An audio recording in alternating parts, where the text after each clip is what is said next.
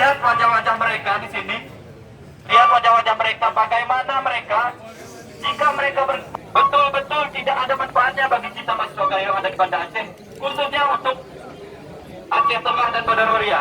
Ini bapak-bapak, dari harapan kami mahasiswa Gayo, bapak-bapak, dari PRT Citra Kesemungan Pak. Ini kami tapi bahasa Gayo deh Pak. Betul-betul terhadap permasalahan daerah. Bapak-bapak harus mainkan kanun-kanun yang tidak rasis terhadap etnis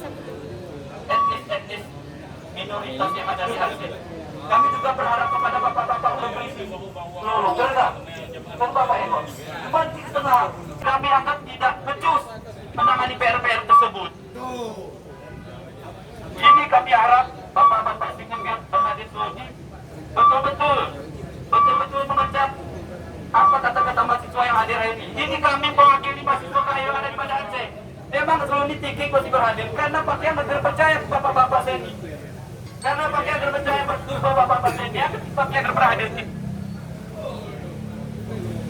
Ini masalah itu bapak. Nah, jadi kuna bapak-bapak seni. Kami sudah menyediakan tiket pulang untuk bapak-bapak. Itu misalnya bapak-bapak sudah kontak.